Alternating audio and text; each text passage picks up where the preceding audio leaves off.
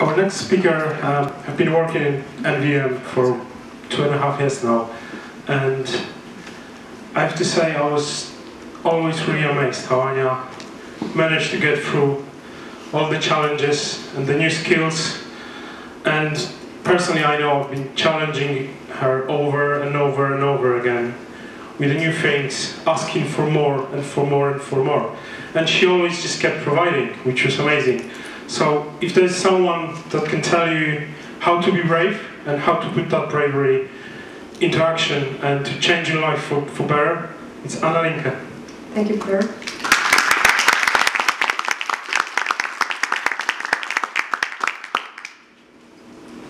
Okay, they say that the only 10 minutes are so scary, so let's check if that's the truth. Welcome, everyone. My name is Anna, and I'm really glad that I can be here with you. Today I came here to convince you that you should always accept new challenges and opportunities in your life, because they can be very positive and they can bring a lot of value for you. Based on a history of how I became a Scrum Master, you will see that we should never say never.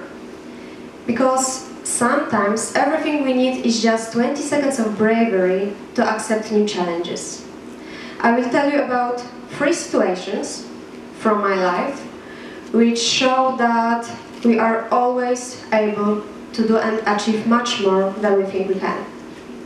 We just have to change thinking and start believing in ourselves. I think that by my example, you will see how saying yes can change your life, and I will be extremely happy if after my presentation you will be truly convinced that it's worth to be brave and we shouldn't be afraid of changes. But before we start, I would like to ask you a question. Please, hands up. Who has ever said, I will never do it? Okay, almost everyone. And how many of you did this thing after all? Okay. Personally, I also had a lot of such situations. You know, it's quite similar to alcohol. Who hasn't said, I will never drink again? We all perfectly know how this kind of promises ends, in most cases, till next time. But seriously, have you ever thought why in the first place you refused to do that thing? Did you think that it would be impossible to achieve? Were you scared? Or maybe it was just easier for you to say no than yes? Each from following situation I would like to tell you about was preceded by my favorite, nope, I won't do it. Sometimes the problem was lack of faith in myself, and sometimes just my stubbornness. It took me a while until I understood that every lost opportunity could potentially bring a lot of value for me. But let me start from the beginning. I've been working for New Voice Media, like Peter said, for 2.5 years now, and I've always been a tester.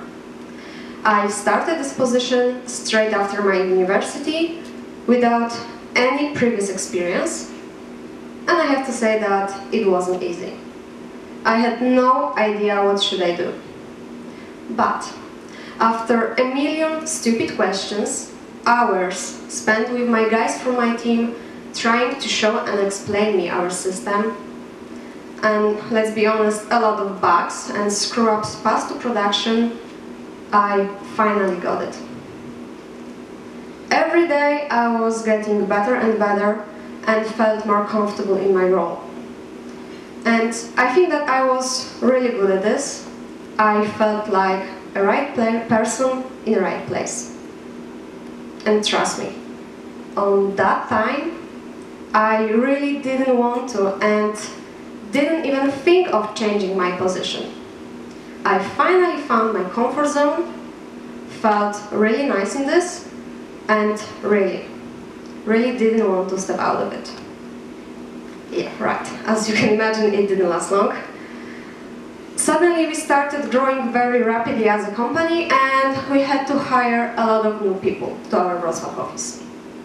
I remember that one day I got an email from Rob, who you already know.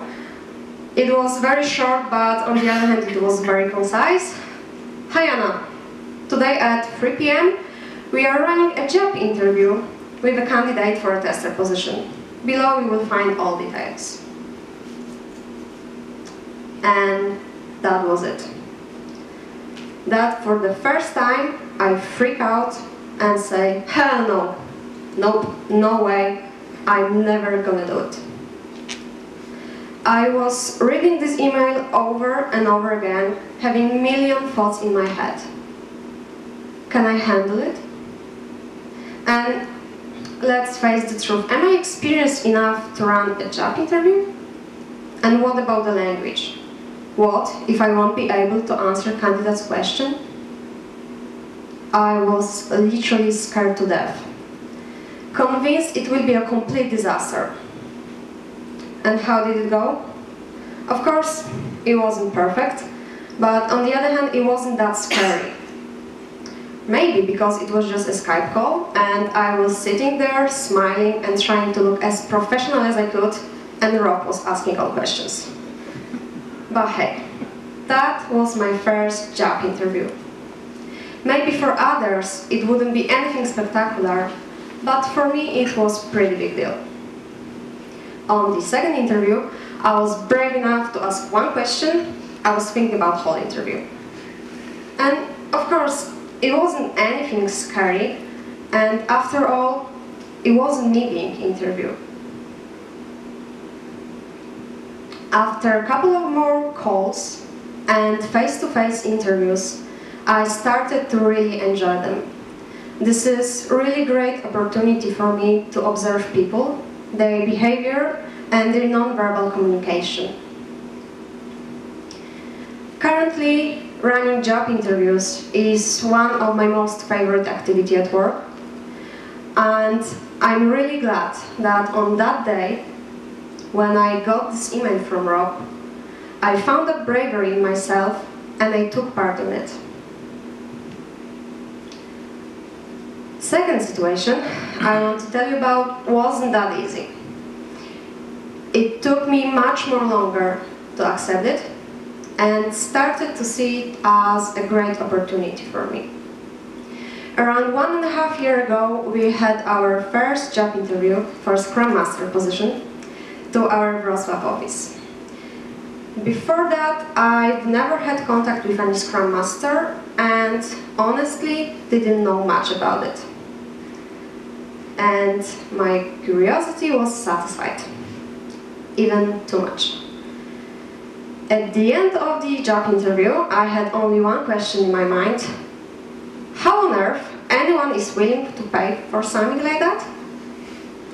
Really, what such Scrum Master does? What are her or his responsibilities? Be the guardian of Scrum? Really? Running retrospectives?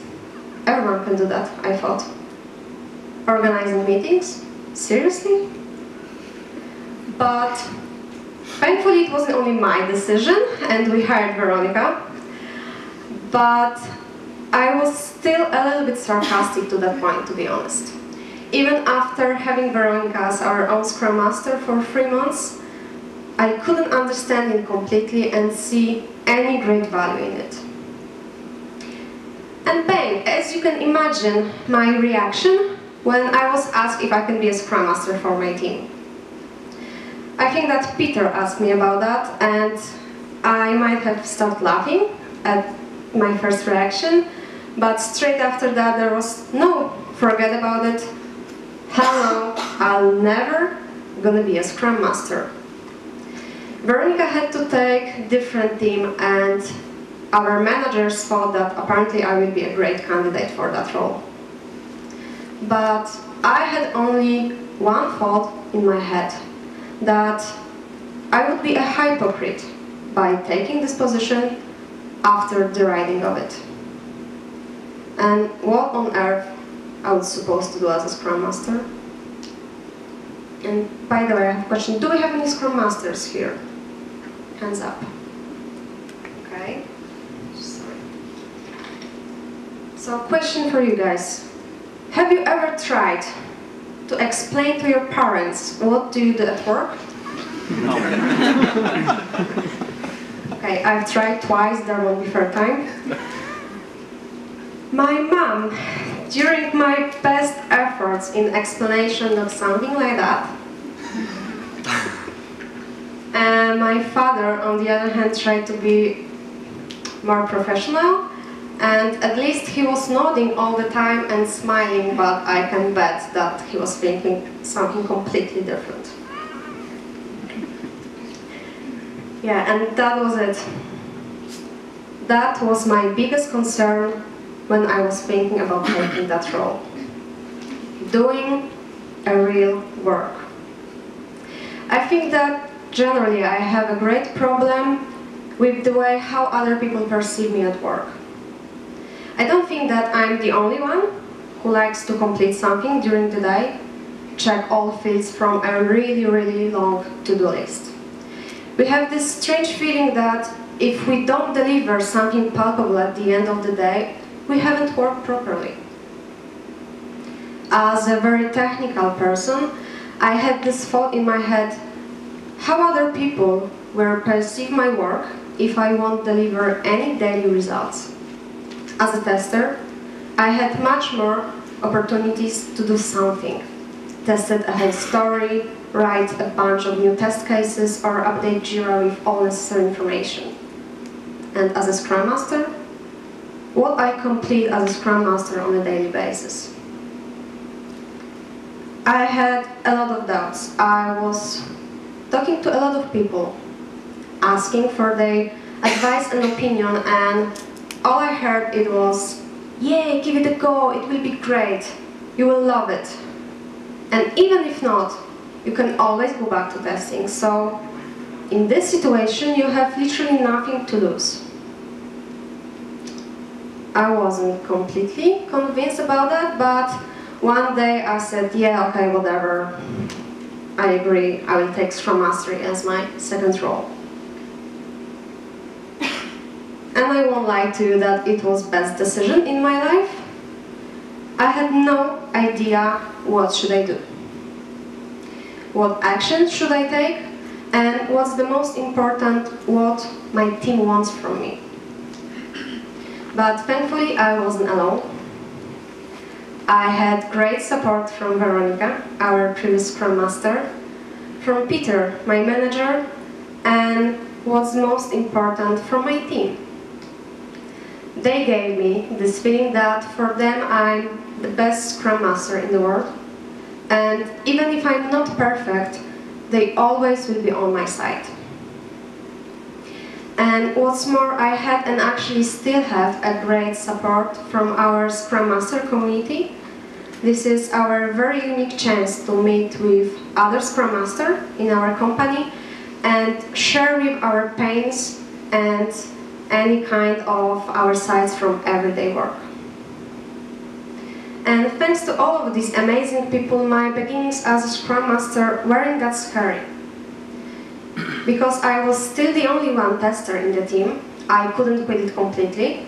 So I've decided that I will spend only 20% of my time as a Scrum Master, and for the rest of the time remain as a tester.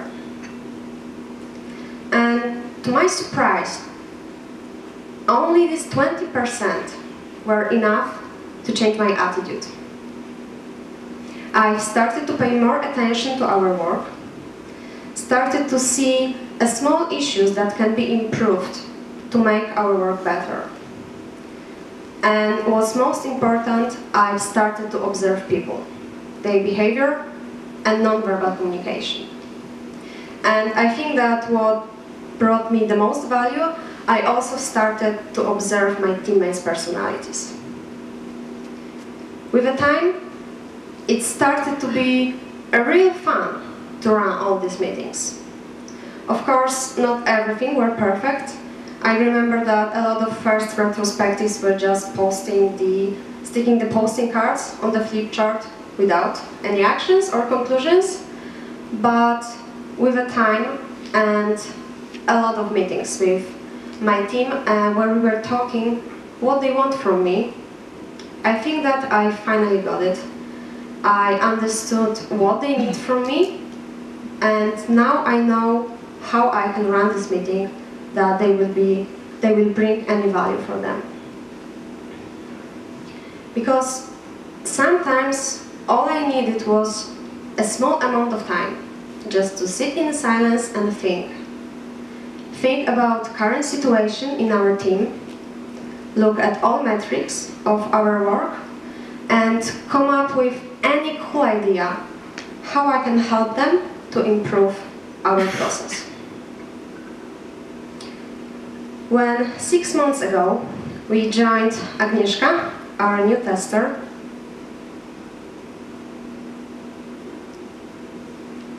I really wanted to use that moment just to make our first week less scary and stressful. The idea was very simple. I wanted to create activities that will be fun, ice-breaking, and help us build our new team relationship. I also wanted to use this opportunity to describe and give any details to Aga, how and why we are working in that way.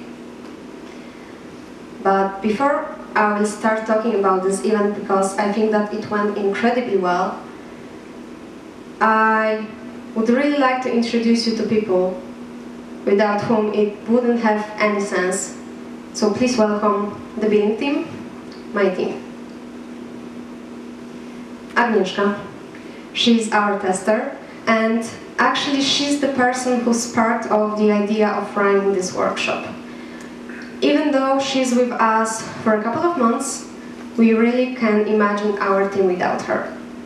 In her free time, she plays in Makabunda band, so you can check them later on YouTube. Łukasz is our senior developer, and he also plays in a band, and I think that he plays on every existing instrument, and he also sings on that band. Łukasz is also the most chill-out and cool-headed father of 2 small children that I've ever met. Rafał. With Rafa we started working on exactly the same day, and Rafa is our developer. He loves mountains, really long trekking trips, and being a volunteer or many cool events like Woodstock or Tropical.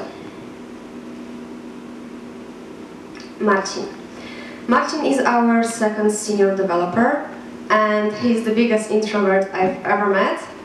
As he once said, he's silent in English exactly the same as he in Polish. In his free time, he likes to play volleyball. Kuba. Kuba on that picture looks like a little bit like a serial killer, but he's not, trust me. Kuba is our system guru, our architect and proxy product owner, and he knows about our system everything. In his free time, except his biggest love to cars, he also translates technical books, and as you can imagine, recently he also started making his own knives. And Justin. I hope that Justin is watching us because we are transmitting this live on Facebook. So Justin, if you're watching us, hi. Can you say hi to Justin? Hello, Justin. Thank you. About Justin, I could talk for hours, but in a couple of words, he's the most kind and friendly man I've ever met. He's our private and very unique product owner, and we love him all. In his free time, he's fully trained soldier in British Army, and he does it in his spare time. He's also UEFA B qualified football coach. Okay, so now when you know the team, I can tell you something more about our great day, about our billing team workshops. They had 3 parts: Lie to Me, the team, and the last part, Do we do it well? We started our big day with a live to me session. You can read about it more on Helen's blog. I will put the link at the end of the presentation.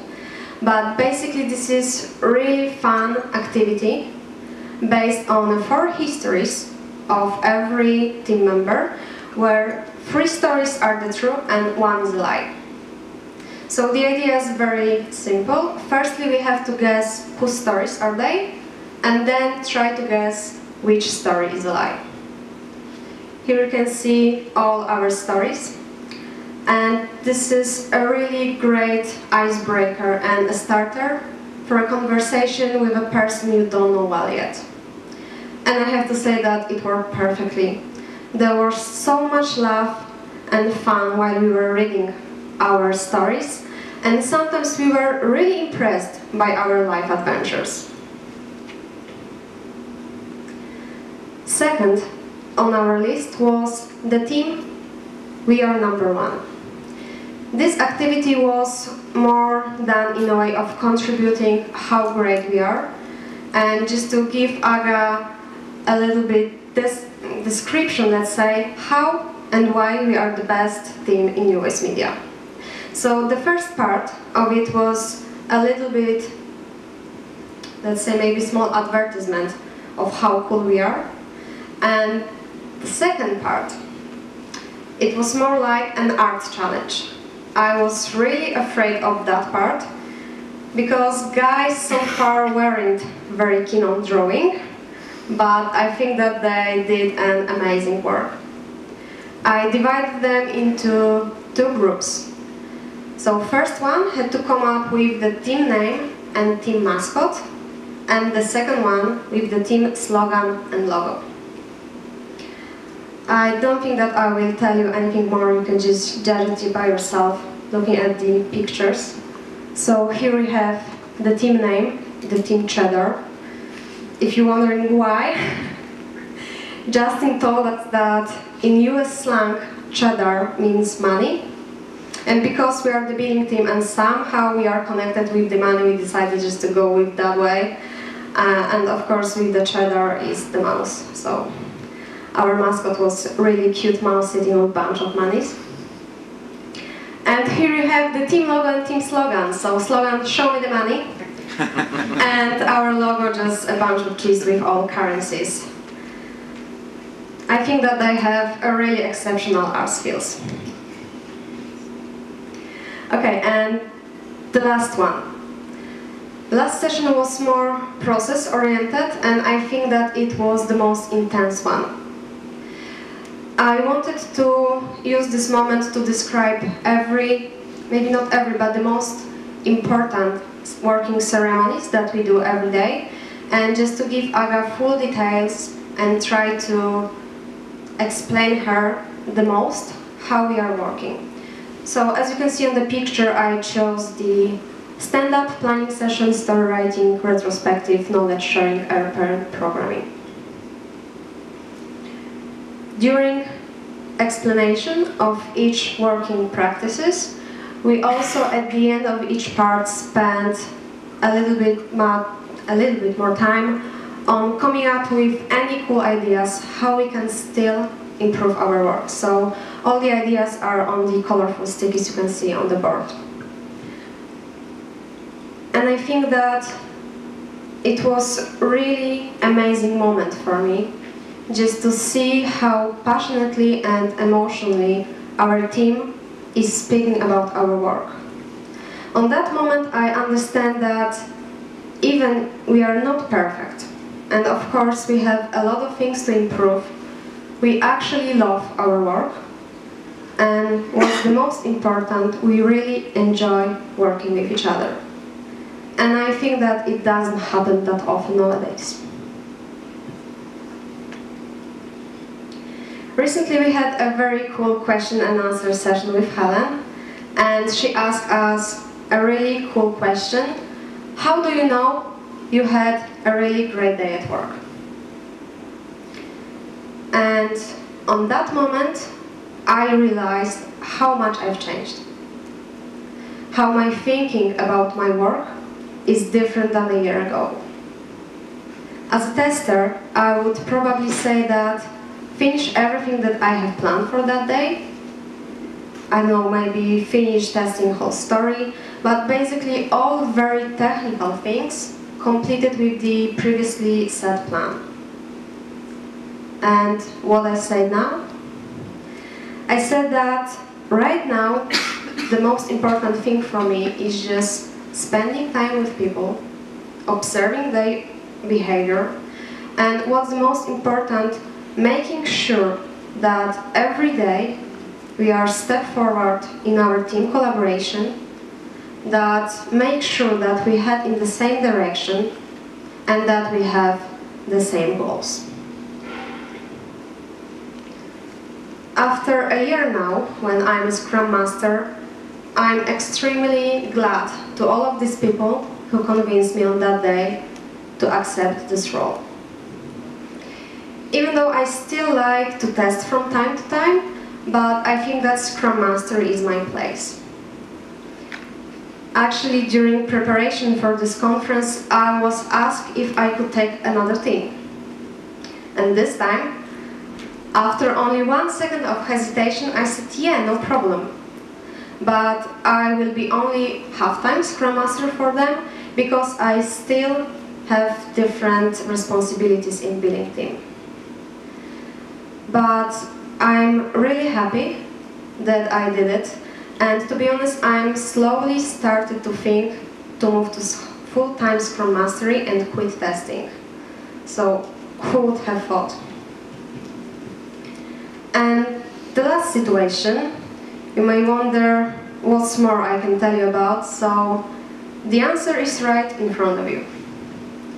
This speech on that conference. When half a year ago we decided to run this conference, Helen wanted from the start me to take part in it. And as you can guess, no Helen, no way.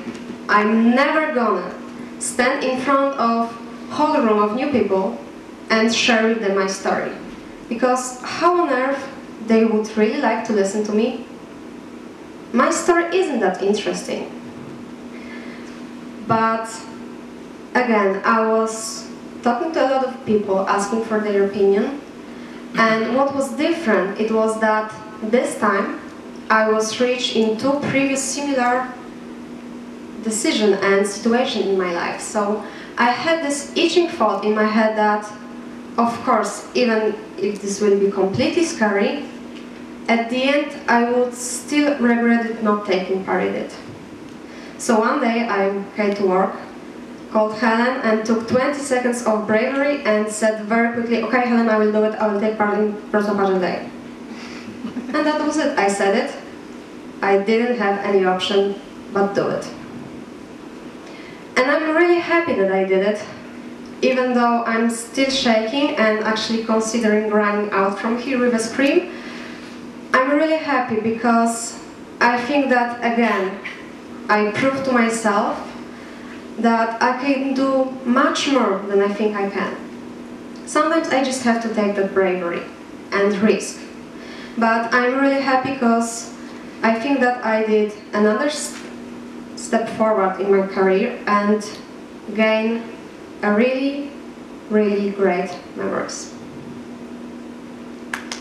Okay, I think that we can right now do a quick question and answer, so I will just give you a second of moment just to think of any questions. I don't need a mic. I've got the voice. Yeah, my question, Anna, is every time you say never, I've said I hear maybe. Okay, so what are you talking about next year if we do this again? Nice one, Helen. Because right now I can say no. I don't know. Maybe I think that I'm pretty sure that we'll think about another cool idea to present. So yeah, now I've learned that with you I can never say never again. So maybe, and we'll see what the next topic will be.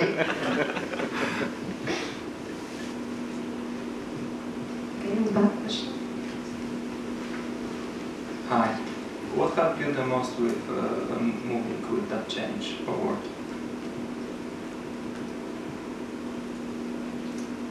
I think that the support that I got from all the people in my company, what the most, I think that Helen, Peter and Veronica believed me the most.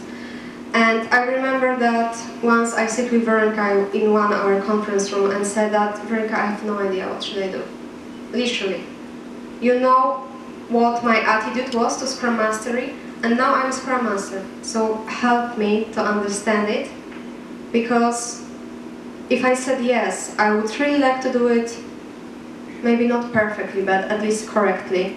So I think that the belief I had from such a lot amount of people, it helped me to actually believe that I can be really good at this role.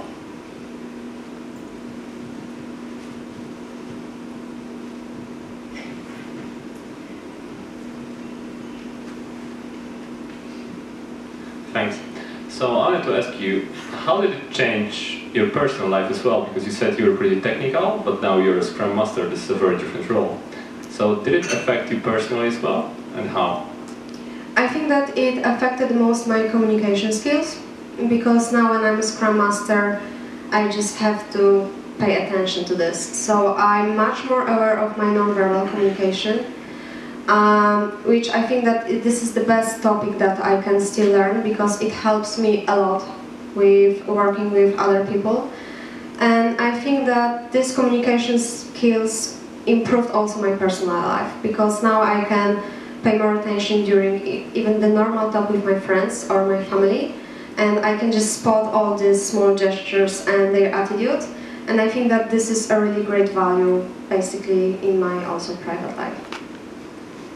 Okay, I have one, because I have a similar problem at home. I kind of improved my communication skills and took it home, but my wife hates it. And she says, don't use your work tricks on me, it's not going to work with me. So do you get that on occasions? Peter? No. I think that Peter is not aware of my own communication tricks, so... I have my own. Let me just don't answer this question, because I will just tell about everything. I don't think that we always have to just say that, yeah, okay, I've learned something cool and watch out, I will be using my new skills. I think that this is, firstly, this is a great, maybe not a weapon, but advantage for us, that sometimes we can just move with the talk or the situation in the direction that we want. But we have to be really careful, because I think that when we use our communication skills, we always have to have in our mind just to help other people, and not just to use it to gain our own ideas or goals. Okay, and Sylvia, can you give the microphone?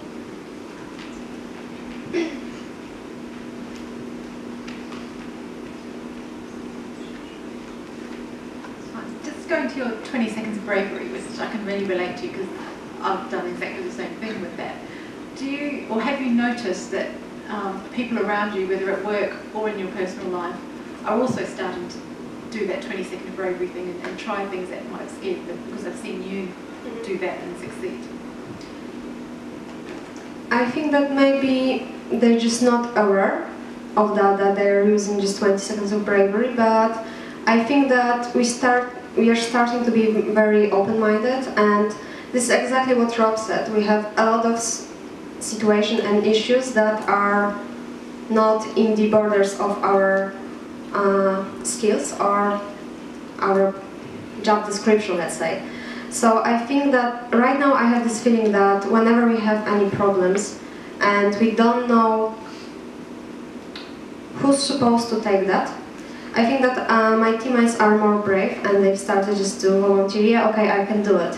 So maybe they are not just aware that this is the bravery, but I think that they are more open-minded and sometimes just to risk and say that, yeah, okay, I will do it.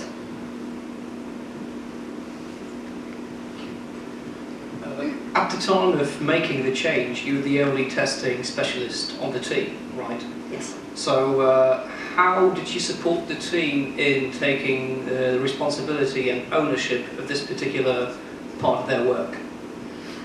So we agreed that testing will always be more important than Scrum Mastery.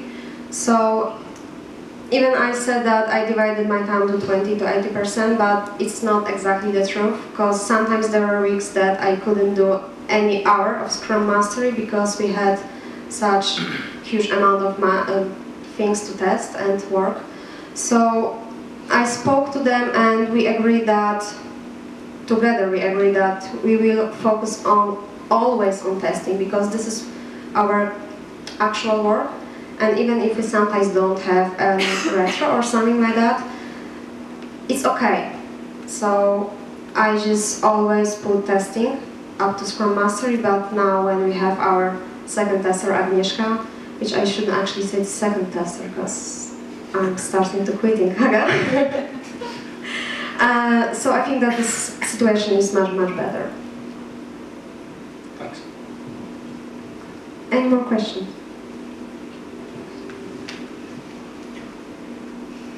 So what advice would you give to someone who wants to become a Scrum Master from tester like yourself?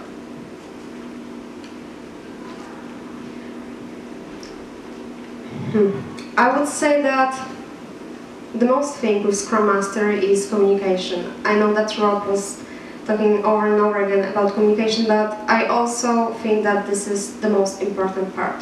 You can have a really exceptional technical skills as a Scrum Master, but if you don't communicate in a proper and understandable way, you will just suck. So I think that we should always focus on people and communication, and just bear in mind that we are for them. Scrum Master is a person just to make sure that I make my team better people, and I help them just making sure that we head in the correct direction, let's say.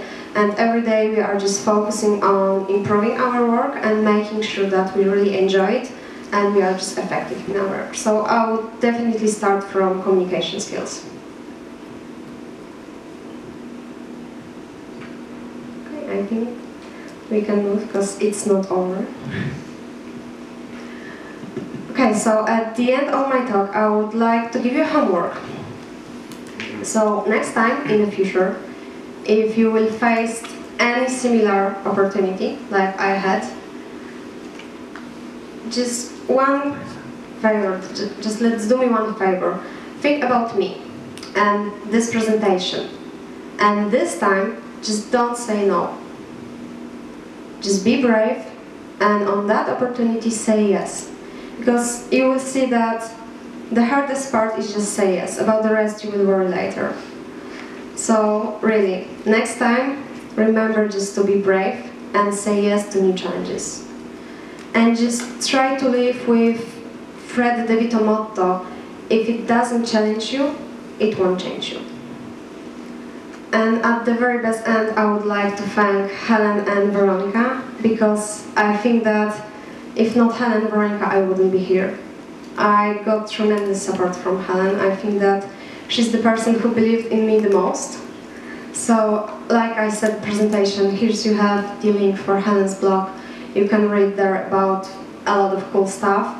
You will find their description for the WAD2016 session I mentioned before, and also you will find there my guest blog about this workshop. So this was just an abstract of this workshop, and if you're interested to read more, you can just go to Helen's blog. And thanks to Veronica, actually you could admire all these beautiful drawings, because thanks to her workshop, I was taught how to present all my thoughts by drawings. So Veronica, thank you very much, because I hope that it was a pleasure to watch all those drawings, so this is all thanks to you.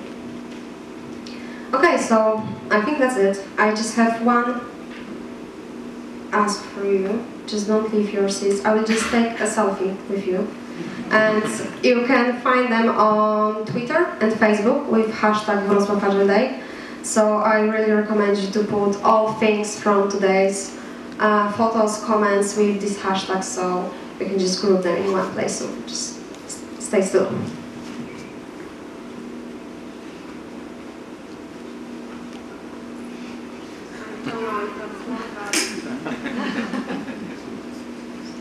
should use a selfie stick.